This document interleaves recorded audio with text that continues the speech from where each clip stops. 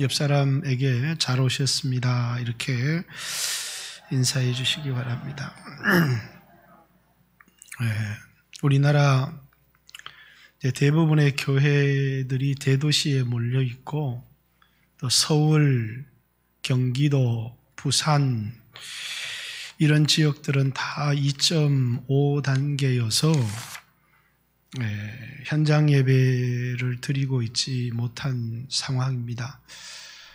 특별히 크리스마스를 맞이해서 하나님 앞에 현장 예배를 드릴 수 없다는 것이 개인적으로 참 안타까운 마음이 있고, 오늘도 경남은 51명, 그러니까 경남도 이제 2.5단계로 되어질 그런 수를 충족하고 있습니다.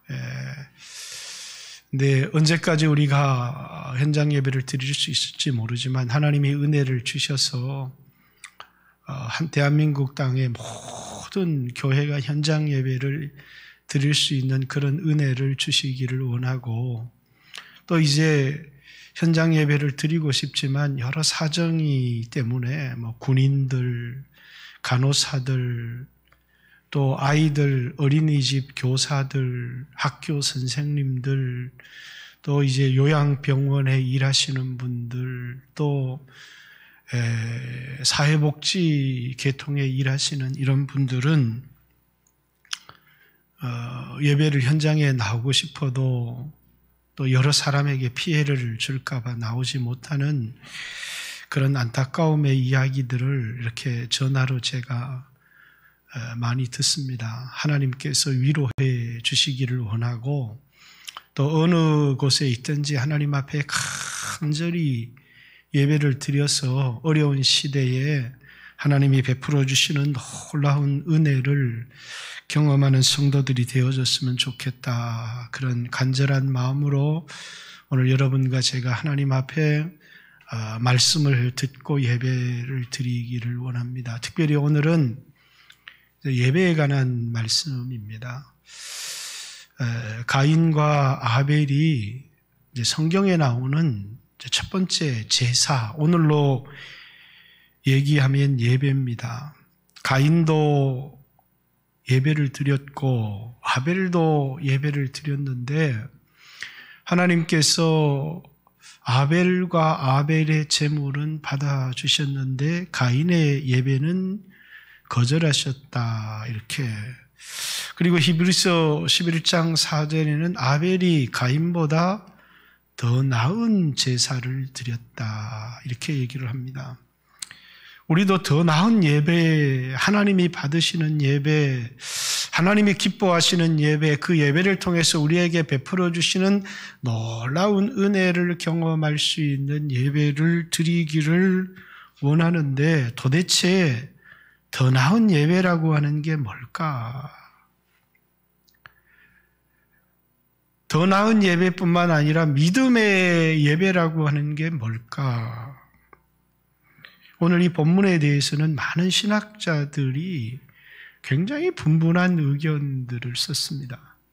그러니까 분분하다는 얘기는 그만큼 해석도 어렵고 복잡하다는 이야기겠죠. 그러나 저는 이 본문이 해석이 어렵고 복잡하다고 생각하지 않습니다. 주로 이제 신학자들은 7가지 해석을 내어놓고 있습니다만은, 이제 그 중에 가장 이제 유력한 설은 창세기 4장 이제 6절, 7절 이렇게 보면, 한번 창세기 4장 한번 볼까요?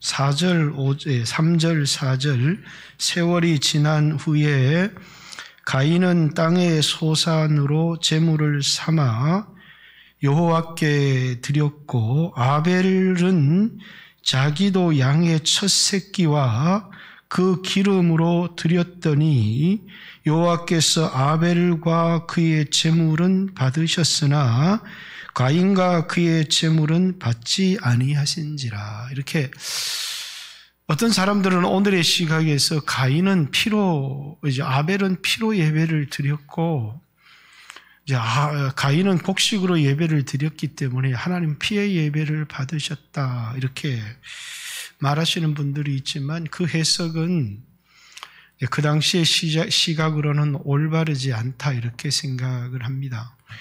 그런데 주목을 끄는 것은 가인은 자기의 양의 첫 새끼와 기름으로 예배를 드렸다, 이렇게.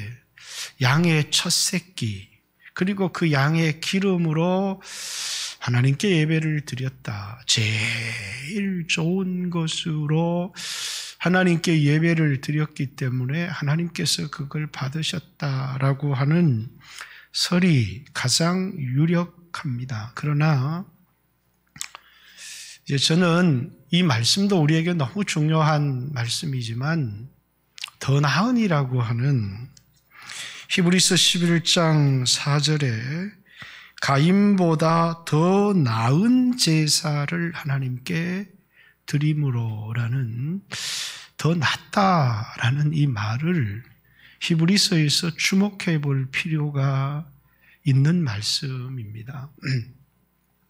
히브리서에는 이제 히브리서 11장 12장에는 더 낫다라는 표현이 4번 나옵니다.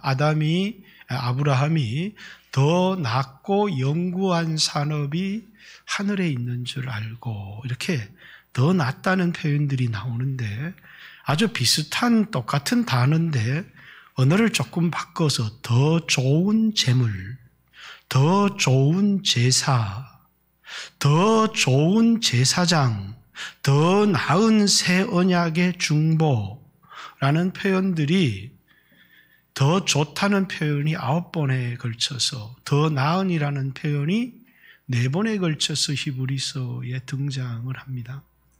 그 말은 최소한 더 낫다는 것은 뭐와 뭐를 비교하고 있느냐면 예수의 피가 짐승의 피보다 자기의 몸으로 드리는 그 제물이 양의 첫 새끼로 드리는 그 제물보다 더 나은 제물이었다.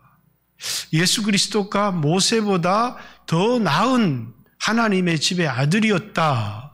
더 나은 중보였다라는 이 더 나은이라는 모든 표현이 쓰여지는 곳마다 율법과 복음을 비교하고 있다라는 것이죠. 그럼 이 본문에서도 가인이 드린 제사와 아벨이 드린 제사의 차이는 마치 누가복음 18장에 두 사람이 산에 기도하러 올라갔습니다. 한 사람은 바리새인이었고 한 사람은 세리였습니다. 바리새인은 하나님께 이렇게 기도를 드렸습니다. 하나님, 나는 저 세리와 같지 않음을 감사합니다. 나는 일회에 2번 금식하고 소득의 11조를 드립니다. 그의 제사는 자기가 행하였던 수고, 자기가 행하였던 자기의 의를 가지고 하나님 앞에 제사를 드렸고 기도를 드렸고, 그리고 세리는 감히 하나님을 향하여 얼굴을 들지 못하고 나는 죄인입니다. 그런데 하나님의 말씀은 이 세리의 기도가 이 바리새인의 기도보다 더 나은 것은 저가 옳다함을 받고 돌아갔다. 저가 옳다함을 받고 돌아갔다는 얘기는 세리가 하나님 앞에 의롭다함을 받고 돌아갔다라고 하는 표현이죠. 한 사람은 자신의 수고물을 가지고, 자신이 땀을 흘려 농사지은 재물을 가지고 하나님 앞에 제사를 드린 것이고, 한 사람은 자신이 수고하지 않았다는 것이 아니라 자신이 드리는 것이 하나님이 나에게 베풀어 주신 은혜의 소산물을 가지고 하나님 앞에 드렸다라는 것입니다. 그러니까 한 사람은 그 예배를 통해서 자신의 공로를 드러내려는 사람이었고, 한 사람은 그 예배를 통해서 하나님의 영광을 드러내려고 하는 자신에게 베풀어 주셨던 은혜의 소산물을 가지고 하나님 앞에 제사를 드렸다. 그래서 시편에도 감사로 제사 드리는 자는, 하나님 앞에 어떤 예배, 어떤 제사가 하나님이 받으시느냐면 감사로 드리는, 다시 말해서 내가 하나님 앞에 이렇게 선하게 살았습니다, 내가 하나님 앞에 이렇게 많은 물질을 드렸습니다라고 하는 것이 아니라 하나님이 내게 베풀어 주신 은혜에 대한 감사와 감격으로 드려지는 예배를 하나님은 더 나은 예배, 그래서 그 예물에 대하여 증언하심이라라고 말하는 것은, 아벨은 양의 첫 새끼와 그 기름으로 하나님 앞에 드리면서 하나님이, 이것은 하나님이 은혜로 하나님이 길러주신 것인데 이걸 하나님께 드립니다.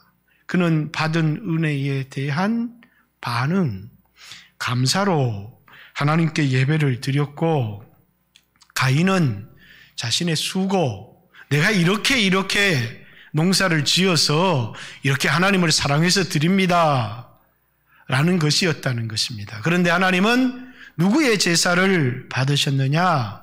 자기가 수고하고 땀 흘리고 하나님 앞에 드린 제물을 받으신 것이 아니라 하나님이 은혜를 베풀어 주셔서 길러진 그것이라고 고백하며 하나님 앞에 드리는 아벨의 예배를 받으셨다라는 것이죠.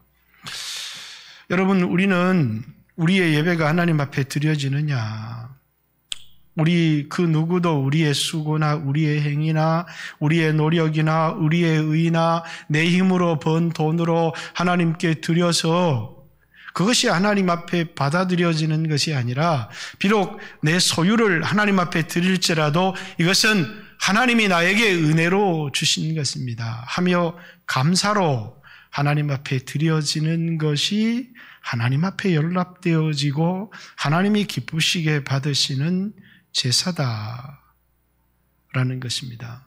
자, 리 스트로벨이라고 하는, 여러분들은 몇 년 전이었는지 모르겠지만 우리 교회에서 영화를 한번 상영을 했습니다. 예수는 역사다라고 하는, 예수는 역사다 라는 그 영화를 상영했는데, 이 사람은 원래 기자였습니다. 불신자였고 하나님이 살아계시지 않다는, 기독교는 가짜라고 하는 것을 그는 취재를 통해서 그것을 증명하려고 하다가 그는 예수를 만난 사람입니다. 그 사람, 미국의 기자, 그 사람의 이름이 리 스트로벨이라고 하는 사람입니다. 이 사람이 여러 책을 지었는데 그 책 중에 The Case for Grace라고 하는 은혜의 케이스, 우리는 보통 자기가 은혜 받은 것을 간증으로 하는데 이 사람은 은혜 받은 사람들을 찾아다니면서 취재를 했습니다.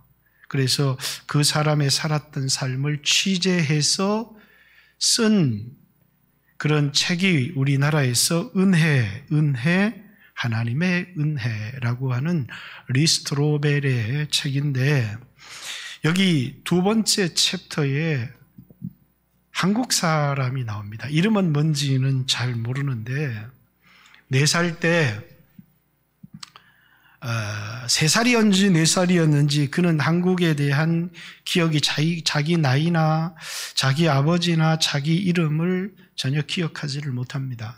그런데 추석이라고 하는 명절에 어머니랑 가족들이 다 모여 있었다고 합니다. 그런데 가족들이 웅성웅성하면서 그 어머니에게 선택을 해야 된다고, 이 어머니를 시집을 보내려고 하는데 그 어머니를 받아줄 수는 있지만 이 아이는 받아줄 수 없다. 아마 6.25 동란 중에 미군에 의해서 강간을 당해서 임신을 하고 아이를 낳았던 것 같고, 이 아이는 우리말로 튀기였습니다. 그래서 동네에서 튀기라고 하는 이제 말을 들으면서 이제 가족들이 결단을 해야 된다 했고, 그날 밤 어머니가 자기를 붙들고 밤새 울었다, 이렇게 기억하고 있습니다.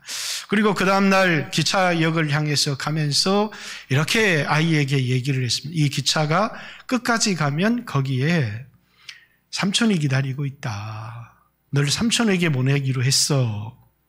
그리고 이제 그것을 믿고 이 아이에게 도시락과 기차를 태워주었다고 합니다. 기차를 타고 끝까지 가서 기다렸지만 아무도 나오지 않았다고 해요.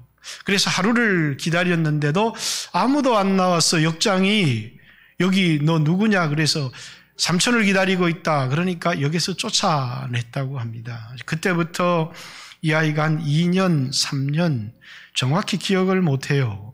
이제 그름뱅이의 생활을 한 거죠. 여름에는 살만했다고 해요. 과일도 훔쳐먹고 야채도 훔쳐먹고, 그리고 이제 메뚜기도 잡아서 먹고, 이제 쥐도 잡아서 먹고, 이렇게 한 2, 3년을 생활을 했는데 겨울에는 무척이나 힘들었다고 합니다. 이제 음식물을 훔쳐 먹다가 잡히면 이제 동네 사람이 2번에 걸쳐서 자기를 죽이려고 했는데 버려진 우물에 자신을 던져 넣었다고 합니다. 그 우물 속에서 헤엄을 치지 못해서 이렇게 돌을 잡고 있는데 밤에 어떤 할머니가 와서 뚜레박을 내려주어서 살려주면서 음식물을 주면서 너는 이 마을에서 도망을 가라. 사람들이 너를 죽이려고 하지만은 너는 꼭 살아야 한다. 너는 꼭 살아야 한다. 할머니가 이렇게 이야기를 하는 것은 이 아이 마음속에 이 할머니가 분명히 내 어머니를 알기 때문에 이런 말을 하는 것일 거다라고 생각을 했다고 합니다. 또 음식물을 이렇게 훔치다가 잡혔는데 물레방아에 달아서 돌려서 코도 갈고 온몸이 엉망이 되었는데 밤에 어떤 할아버지가 와서 그를 건져주면서 이 마을에서 너는 살 수가 없고 사람들이 너를 죽이려고 하니까 너는 이 마을을 떠나라. 그러면서 너는 꼭 살아야 한다. 너는 꼭 살아야 한다. 이렇게 얘기를 하더라는 겁니다. 그런데 이제 이 사람이 나중이 되어서 이 말은 이 할아버지와 할머니를 통해서 자신에게 한 예언이었다. 이렇게 그는 해고를 합니다. 그리고 이제 도망을 가서 대전이라고 하는 도시에 들어가게 되었는데 거기에서 이제 어떤 청년이 와서 자기를 데리고 갔다고 합니다. 그래서 거름뱅이들과 함께 살게 되었는데 이제 밤마다 그 청년들이 이 여자아이에게 손을 댔던 것 같고 그것이 같은 가족이 되기 위해서 자기는 당연한 일이다 이렇게 생각을 했다고 합니다. 그리고 이제 그때 콜레라가 번지기 시작했는데 콜레라가 걸려서 그래서 이 아이가 좀 시골로 가면 깨끗한 물도 마실 수 있고 시골로 가면 깨끗한 음식을 먹을 수 있다 해서 시골로 가게 되었는데 그곳에서 쓰러졌는데 사람들이 자기를 업고 이렇게 시체를 쌓아두는 콜레라로 죽는 그곳에서 자기를 버렸다고 합니다. 그런데 이제 눈을 떠보니까 스웨덴 월드비전 여자 선교사가 자기를 치료센터에 데리고 가서 자기를 살렸더라는 거예요. 근데 나중에 이 월드비전 여자 선교사가 하는 말이 자기는 소심하고 원래 이제 영아들 전쟁통에 고아를 된 아이들을 돌보는 여자 선교사였는데 살 가망성이 전혀 없어서 그래서 이제 두고 오려고 하는데 스웨덴 말로 하나님의 음성이 들려왔다는 거예요. 3번에 걸쳐서 이 아이는 내 것이다. 이 아이는 내 것이다. 이 아이는 내 것이다. 그래서 주변에 누가 있는지를 둘러보아도 없었어. 하나님이 내게 하시는 말씀이구나. 그래서 용기를 내어서 이 아이를 치료센터에 데리고 왔는데 살았다는 거예요. 그때 나이가 7살쯤 때였다고 합니다. 그리고 그 고아원에서 아이들을 돌보면서 고아원 빨래를 하면서 2년을 지냈는데 어느 날 어떤 처음 그의 한국으로 온 선교사 부부가 데이비드 주디라고 하는 이름을 가진 그 선교사 부부가 그 고아원에 와서 아이를 입양을 하고 싶어서 찾아왔는데, 첫째 아이를 안고 이제 볼을 대고 눈물을 흘리고 둘째 아이, 셋째 아이, 그러면서 이 사람이 너무나 좋은 분으로 보이더라는 거예요.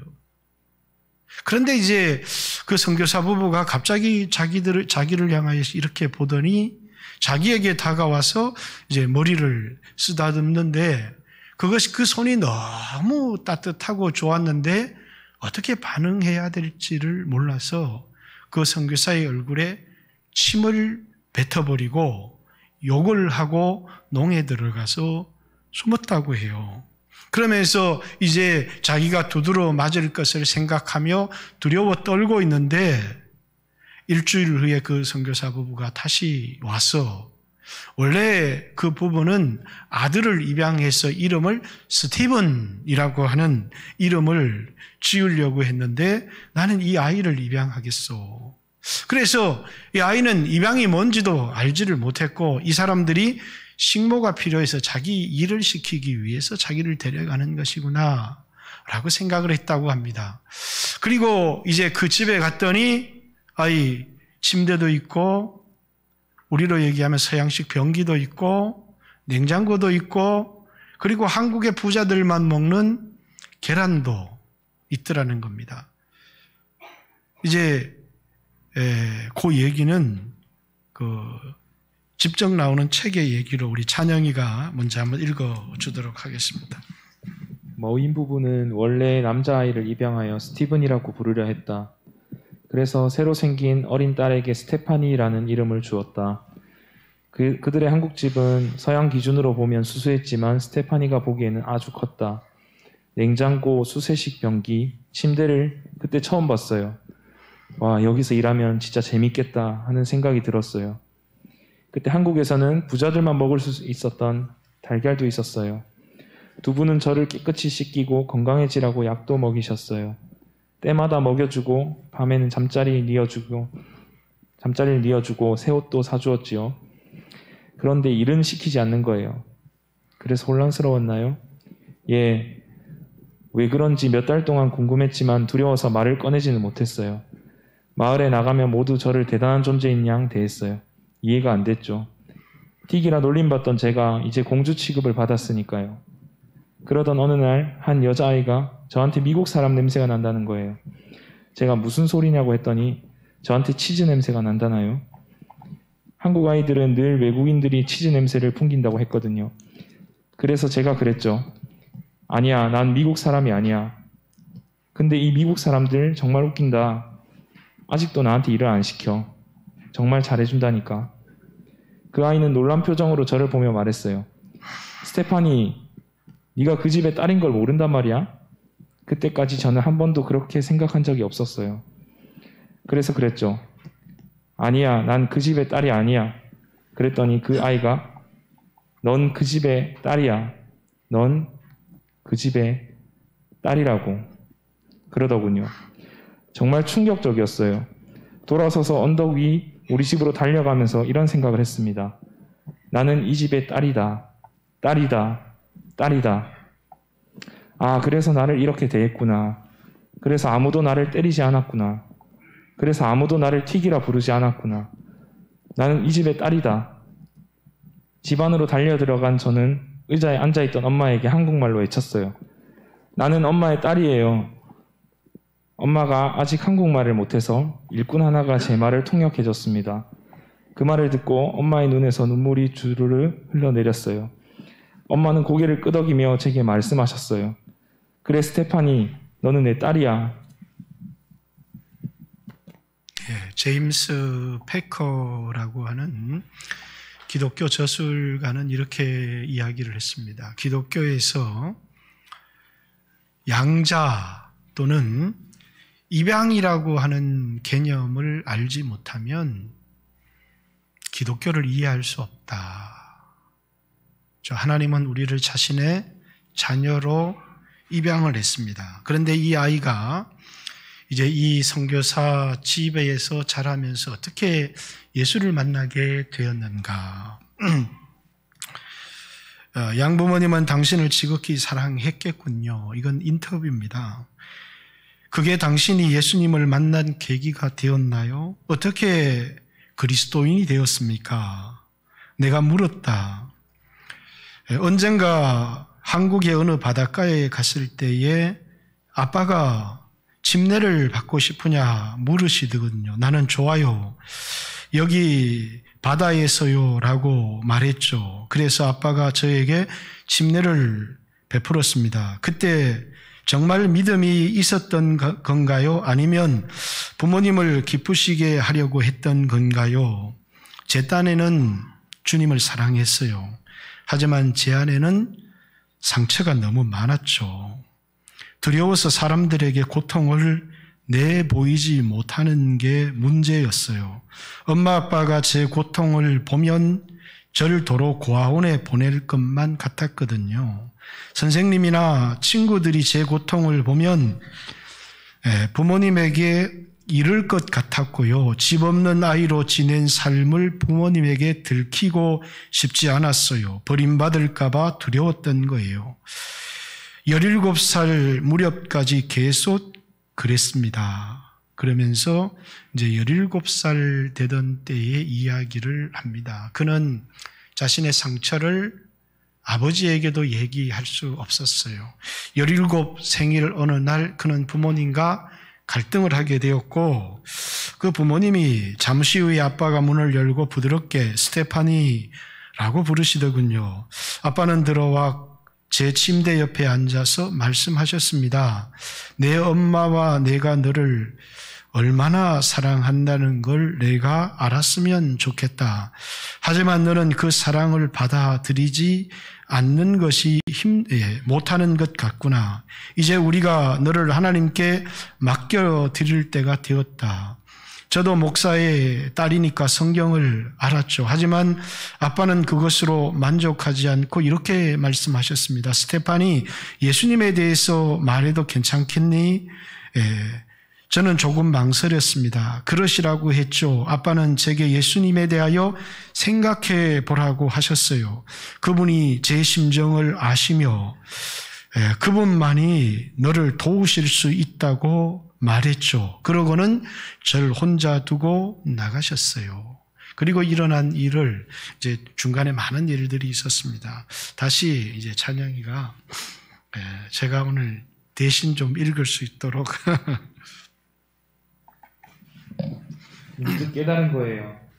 예수님이 나를 아신다. 그런데도 나를 사랑하신다. 그분이 내 모든 수치를 아시고 내 모든 죄를 아시고 내 모든 두려움을 아시고 내 모든 외로움을 아시면서도 날 사랑하신다는 것을요. 저는 그 뒤로 달라졌습니다. 그 전까지는 하나님의 사랑에 대해 들으면 늘 다른 모든 사람을 위한 사랑처럼 느껴졌어요. 그분이 저를 사랑하실 수는 없잖아요. 저는 실수로 태어난 아이니까요. 죄의 결과물인 저를 어떻게 사랑하시겠어요? 혼혈아를 어떻게 사랑하시겠어요? 저는 사랑받으려면 무슨 자격이 있어야 되는 줄 알았어요. 그게 하도 뇌리에 박혀있다 보니 입양되고 나서 부모님에게 하나님의 사랑에 대해 들을 때에도 이렇게 생각한 거예요. 나는 강간을 당했으니 그분이 날 사랑하실 수는 없어. 학대를 받았으니 사랑하실 수 없어. 마음속에 지독한 분노가 있으니 사랑하실 수 없어. 아빠는 나더러 용서해야 한다는데 나는 용서할 마음이 없으니 이런 나를 하나님이 어떻게 사랑하시겠어? 그런데 그날 밤 그분이 그런 나를 사랑하신다는 깨달음이 온 거예요. 그분이 나를 있는 그대로 사랑하신다는 사실이 저를 속속들이 바꾸어 놓았습니다. 제 삶의 여러 습성을 버리고 치유받는 데는 그 뒤로도 오랜 세월이 걸렸어요. 아주 오랫동안 자신을 미워했거든요. 마침내 제가 거울 속에 제 자신을 사랑할 수 있게 되었다는 사실은 그야말로 기적입니다. 하나님의 은혜죠. 이 자매는 나중에 목사 사모가 되었습니다. 그리고 자신이 겪게 되었던 모든 일들은 자신에게 꼭 필요한 일이라고 고백을 했습니다. 왜냐하면 바로 그 일이 지금 자기가 하고 있는 상담 사역에 많은 사람들을 치유하고 있기 때문이다라고 이 사람은 고백했습니다. 이 기자가 다시 질문을 했어요. 천국에 가서 예수님에게 하고 싶은 말이 없습니까? 그러니까 저는 예수님에게 하고 싶은 얘기가 없다. 왜냐하면 이미 우리가 천국에 가게 되면 우리가 의문을 가지고 있는 모든 것에 대한 답을 가지고 있기 때문이다. 이렇게 말했습니다. 은혜죠. 어떤 사람이 하나님이 받으시는 예배를 드리는 사람이냐? 어떤 사람요? 받은 은혜가 있는 사람. 그 은혜에 대한 감사를 표현하는 예배가 하나님이 받으시는 예배라고 하는 겁니다. 내가 살았던 훌륭한 삶, 도덕적인 의, 나의 수고의 재물을 하나님께 드리는 가인의 예배가 아닌 이런 나를 받아주시는, 그래서 자기를 너무너무 미워했는데 어느 날 보니까 예수님도 목수인 요셉이라고 하는 아버지가 친아버지가 아니고 하나님 아버지가 친아버지인데 자기 같더라는 겁니다. 어느 날 예수님이 자기를 사랑하신다는 사실을 깨닫게 되었어요. 그리고 그렇게 자기를 미워했던 꿈속에서도 자신의 과거가 들킬까 봐, 집이 없이 살았을 때 그때의 삶이 사람들에게 발각될까 봐 꿈속에서 늘 아버지에게 버림을 받고 고아원으로 돌아가는 그런 꿈을 꾸다가 주님의 은혜를 경험했다는 겁니다. 주님은 나의 이 모든 것을 알고 나를 사랑하셨다. 지금 내 모습 이대로 나를 사랑하신다. 여러분, 믿음의 삶이라고 하는 것은 이런 나를 하나님이 사랑하셨다라고 하는 하나님의 사랑에 대한 확신이 없이는 결코 믿음의 삶을 살아갈 수가 없고, 믿음으로 드리는 제사, 믿음으로 드리는 예배가 불가능하다는 거예요. 자, 다시 본문으로 돌아가 볼까요? 창세기 4장, 가인은 자신의 수고의 농산물을 드렸고 아벨은 양의 첫 새끼, 그리고 기름으로, 오늘날 기름은 천대받지만 이 당시의 기름은 가장 고급진 것이었죠. 왜 그는 양의 첫 새끼로 기름진 것으로 하나님께 드릴 수 있었을까요? 그가 받았던 은혜가 너무나 컸기 때문이고, 그 은혜에 대한 감사, 예배는 신학적으로 계시에 대한 인간의 반응을 예배, 이렇게 얘기합니다. 그러면 참된 그 예배는 뭐냐면 우리에게 베풀어 주신 하나님의 은혜에 대한 인간의 감사가 예배를 통해서 나올 때 그 예배를 믿음의 예배, 이렇게 이야기를 한다는 겁니다. 그렇기 때문에 아벨은 가장 좋은 것으로 하나님께 드릴 수 있었던 겁니다. 여러분, 여러분 어떤 예배를 하나님께 드리십니까? 저는 조금 이 코로나 시대를 살아가면서 이제 제 아들도 이렇게 무슨 지역 아동센터 같은 데서 군복무를 하고 있습니다. 원장이 너 예배 가지 마라 이렇게 이야기를 한대요. 많은 그리스도인들이 여러분의 사업의 현장에서, 여러분의 직장에서 예배를 가지 말라고 하는 이야기를 우리는 듣습니다.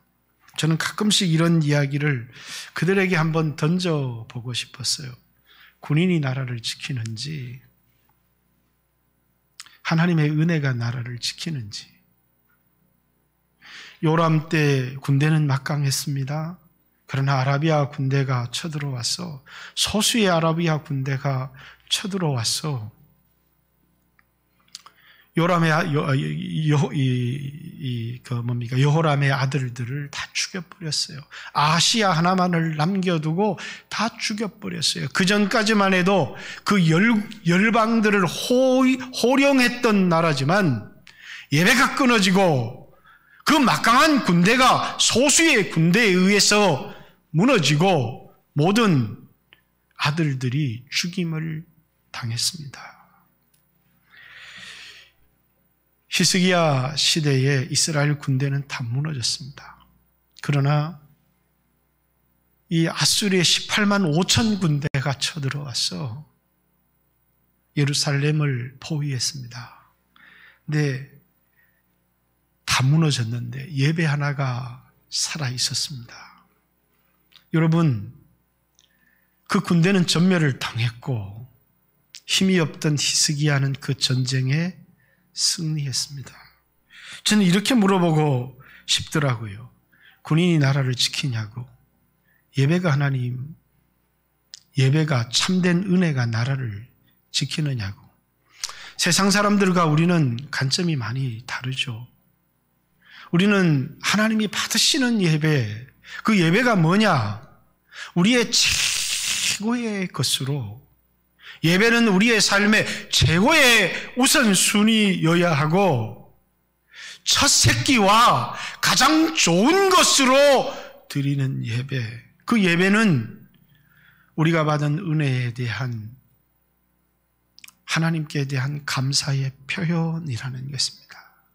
너무나 큰 은혜를 받았기에 아무런 가치 없고 소망이 없는 우리에게 양자 삼아 주심. 우리를 양자 삼아 주셨어요. 그리고 우리에게 한량없는 은혜와 영원한 생명을 주셨습니다. 그것에 대한 우리의 표현. 그래서 제일 좋은 것으로 드렸다는 것이 아니라 어떻게 제일 좋은 것으로 하나님께 드릴 수 있었느냐. 그것은 그만큼 그가 하나님의 은혜를 받고 깨달았기 때문이다 라는 것입니다. 참된 예배는 나에게 주신 하나님의 은혜에 대한 최고의 것으로의 보답, 그것이 아벨이 하나님께 드렸던 예배다 라는 것입니다. 창세기 4장으로 다시 돌아가 보겠습니다. 예배의 성공, 예배의 실패가 어떤 결과를 가지고 오는가. 4장 5절, 가인과 그의 재물은 받지 아니하신지라 가인이 몹시 분하여 안색이 변하니. 자신의 예배가 받아주지 않는다고 그는 분노했습니다. 왜냐하면 자신이 드린 정성이라고 생각했고 자기가 드린 공로라고 생각했는데 자신의 정성과 자신의 공로가 짓밟히고 무시당했다고 생각했기 때문에 그는 분노했습니다. 여호와께서 6절 가인에게 이르시되 내가 분하여 함은 어찌 됨이냐, 안색이 변함은 어찌 됨이냐, 내가 선을 행하면 어찌 나대를 들지 못하겠느냐, 선을 행하지 아니하면 죄가 문에 엎드려 있느니라. 죄가 너를 원하나 너는 죄를 다스릴지니라. 자, 예배를 드린 인간이든 예배를 드리지 않은 인간이든 예배를 성공한 사람이든 예배를 드렸지만 하나님이 받지 않은 예배를 드린 사람이건 이 땅에 태어난 모든 인류에게 죄의 소원이 있습니다. 하나님이 가인에게 너에게 죄의 소원은 있지만 너는 그 죄의 소원을 다스려라 이렇게 얘기합니다. 결과는요, 그는 자신의 동생을 쳐서 죽였다라는 겁니다. 자신 안에 있는 죄의 소원을 다스리지를 못했어요. 인간의 가장 큰 문제는 가난하다는 게 아닙니다. 욕망을 다스릴 수 없다는 것입니다. 부잣집에 태어났지만 자기가 하고 싶은 많은 것을 할 수 있다는 것이 인간의 진정한 축복이 아니라 자신 안에 있는 욕망을 자기가 다스릴 수 없다는 것이 인간 안에 있는 죄성입니다. 예배를 드리지 않는 사람은 당연하고요. 예배를 드렸음에도 불구하고 자기 안에 있는 죄의 소원이 다스려지지 않습니다. 왜냐하면 우리는 우리 안에 있는 죄를 다스릴 수 없는 사람이요. 그렇기 때문에 우리를 죄의 노예다 이렇게 얘기를 합니다. 그런데 예배에 성공한 사람의 특징이 있습니다. 그건 뭐가 다스려진다는 거예요? 죄가 다스려지는 것입니다. 욕망이 다스려지기 시작하고 자족하기 시작하고 감사하기 시작하고 은혜에 감격하기 시작하는 삶이 예배 성공의 결과물이라는 거예요. 우리는 죄를 다스릴 수 없지만 이 예배를 통해서 하나님께 받은 은혜가 우리를 모든 죄의 결박에서부터 죄의 노예에서부터 우리를 해방시킨다는 사실이에요. 그러나 가인은 예배를 드렸지만 아벨 속에서도 죄의 소원은, 가인 속에서도 죄의 소원은 있었지만 아벨에게 그는 물론 어떤 삶을 살았는지 자세히 기록하고 있지는 않습니다. 그러나 그가 예배에 성공시킨 사람의 삶의 특징은 이 땅에서 하나님의 은혜에 반응하고 감격하고 감사하는 삶을 살아가고 죄를 다스릴 힘을 위로부터 얻는다는 사실이에요. 여러분, 오늘 우리가 고민하고 갈등하는 것이 뭡니까? 내 안에 욕망이 있지만 그 욕망을 다스릴 수 없다는 것. 그런 우리를 예수님께서 사랑하셔서 우리를 자녀 삼아 주셨습니다. 그리고 그 은혜가 내 안에 깨달아지고 그 깨달은 은혜로 하나님 앞에 예배를 드릴 때 하나님이 우리에게 베풀어 주신 은혜가 우리의 마음을 바꾸고 우리의 삶을 바꾸어 놓는다는 사실이에요. 미워했던 자기를 사랑하는 사람으로 바꾸어 놓기 시작합니다. 인색했던 자기를 다른 사람에 대하여 관용하고 관대한 사람으로 바꾸어 놓기 시작합니다. 내가 내 자신을 바꾸어서 하나님이 받으실 만한 사람으로 내 자신을 드리는 것이 아니라 오직 하나님의 은혜가 내 마음을 바꾸어 놓는 것이고 나를 새 사람 되게 해주시는 것입니다.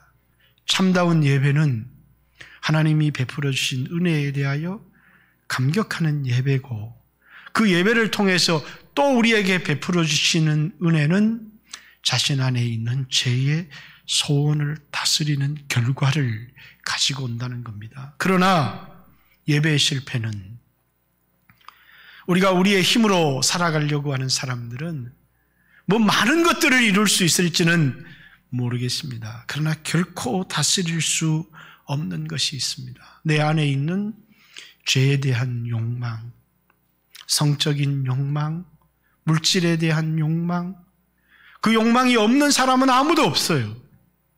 모든 사람들이 그런 욕망들을 가지고 있죠. 예배를 드린 사람이든 드리지 않는 사람, 누구든지 그 욕망을 다스릴 수 없습니다. 그러나 은혜의 결과는 그 죄의 노예가 되어 살지 않도록 하나님이 우리를 지켜주신다는 겁니다.